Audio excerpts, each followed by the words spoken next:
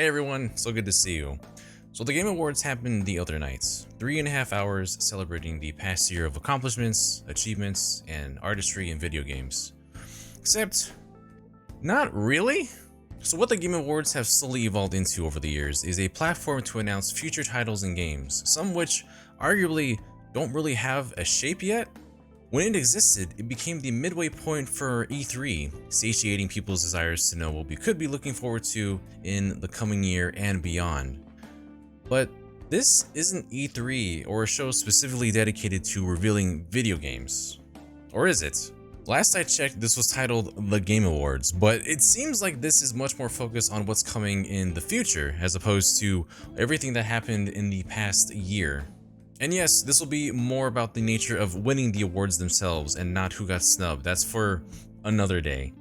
Because you see, what's more upsetting this year is the way that everything was handled with nominees and the winners themselves. Winners who, mind you, earned this spot and these moments to show gratitude. Far too many people to name off in a brief speech. There was a fairly strict time limit being imposed on them this year. Once the pre-show ended, the first guest was Chris Judge, who if you remember, had quite a lot to say last year, and as soon as he started speaking, they jokingly played the music that hinted that it was time to wrap up.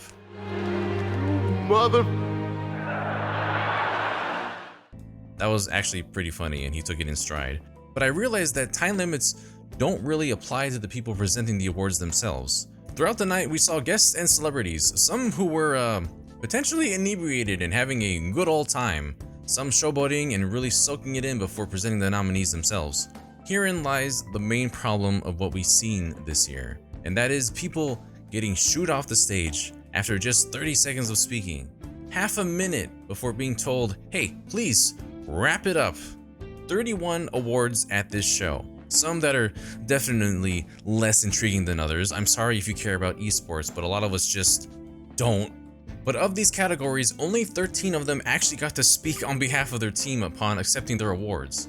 You can see approximately how long each winner spent speaking. If you include the pre-show, of the 3.5 hours that the Game Awards went for this year, we spent a combined total of approximately 11.5 minutes on winners actually speaking. This year's Game of the Year winner was Baldur's Gate 3. Team spent 6 years on this game and had this moment to share the love and passion that they had for this field. In full armor, no less. Very classy. They dedicated time to recognize those that they had lost on this journey, including Jim, an artist on their team that had passed away in just the last month. Along the way, we lost quite a few people also, so we want to dedicate this to all people we lost, and especially to Jim, our lead cinematic artist, who passed away in the last month. Imagine being told during this sensitive moment, hey, by the way, please wrap this up, we gotta end the show. Clocked in at almost exactly a single minute, which is too short. You and your team just made an incredible accomplishment. Even if to us, the viewers, we are seeing the same thanks being given over and over again throughout the night. Who cares? Who cares what we think when these people have given us some of the most creative, artistic accomplishments in this medium? These games that have helped us to escape from reality, saving us from the monotony that we face every day, insecurities that we contend with. These people aren't just making games, they're giving us a place to go and recharge ourselves. There are games out there that help us find our inner peace, that make us feel like kids again, or inspire us to do better through its world, its characters, and its narrative. And we can't give them more than a minute, more than 30 seconds to be thankful to those people that helped make this possible? You can really tell, you can really just feel when a team puts their 110% into a game. I just finished Sea of Stars this week, did everything that you could with its multiple endings, and if you reach the very, very last secrets of that game, you witness just how much passion and love that Sabotage has poured into the game. If you know where to look, there is a very hidden, very, very long soliloquy of what goes through the minds of the devs, from the struggles to the successes that make these games what they are. Thank goodness that they won Best Independent Game of 2023. Sadly, we didn't get 30 seconds with the developers because I guess they had to make more room for ads that we could have just watched on social media. If you missed it, I want to share a small clip of Neil Newbon accepting the award for Best Performance, addressing exactly this while the orchestra is trying to have him wrap up and get him off stage. To my agents, I will thank you later. I'm sorry, I'm going to wrap it up apparently.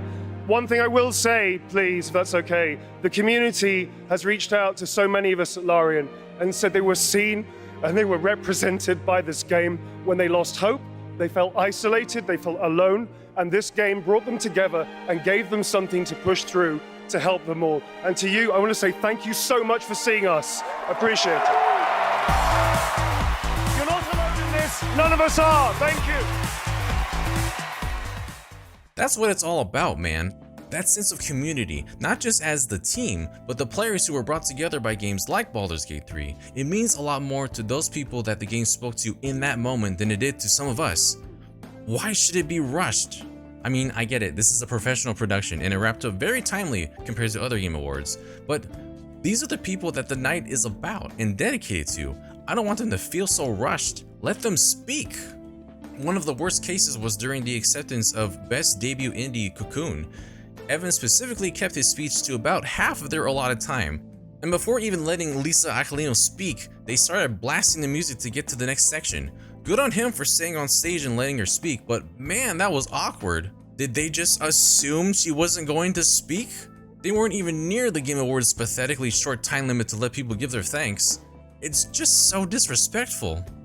And then you have people like Eiji Aonuma, a celebrated senior in this industry that has had a hand in guiding a series as influential as The Legend of Zelda since Oracle of Ages and Oracle of Seasons on the Game Boy, getting shooed off stage. Everyone's unique approach to playing this game can become their own personal story as an adventure through the lands of Hyrule. And to all the players, you have my sincere thanks. Thank you so much. By the way, everyone that had a translator does not get any extra time, something that isn't even their fault, further stunting their moments and putting pressure not just on the accepting party, but also the poor translators who are nervous to be on that stage and just trying their best not to mess up. I feel for you. Can we really not afford more time to someone whose team helped inspire some of the very games that were not only nominated, but also won awards on the same stage? I guess not, because we gotta hurry and get to the next 3 trailers on another mixed shooter.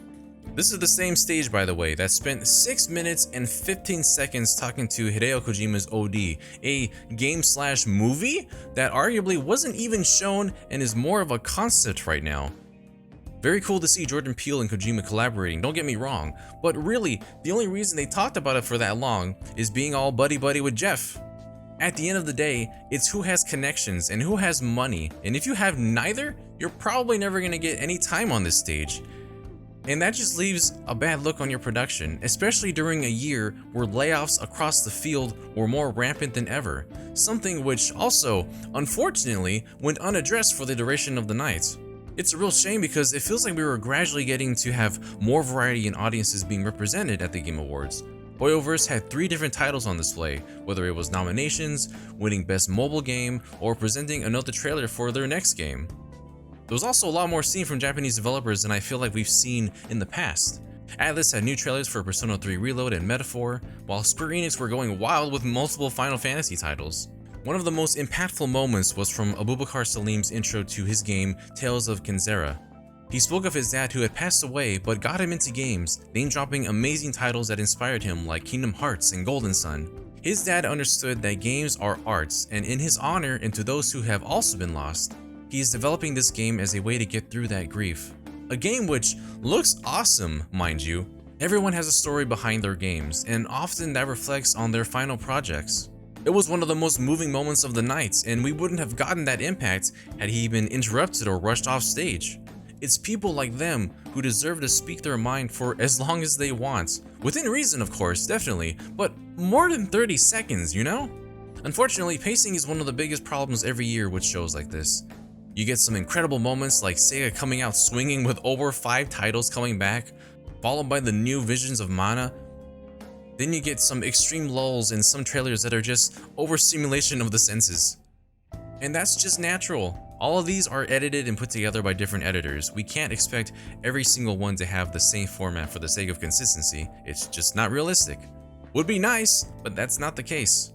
And that's the thing, not every single announcement outside of these awards is uninteresting or filler. It all resonates differently with different people.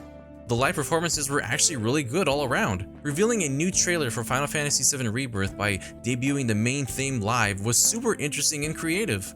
Or maybe you didn't care and there was an announcement that made you very happy that I didn't care much for. It's ideally about having as wide of a broad appeal to the audience as you can, right? I just wish they could apply the same tact to the nominees and winners of the Game Awards, because as it stands right now, you might as well market the next show as The Games. But that's just what I feel. How about yourself? Do you feel like we're not showing enough appreciation to the people working in this field? Are you perhaps someone who was involved with one of the games nominated or awarded the other night? Let us know down below, and consider subscribing to Good Vibes Gaming. Boop that bell for notifications and... What? I'm not done. I still have more to say. I'm not... Well, till we meet again!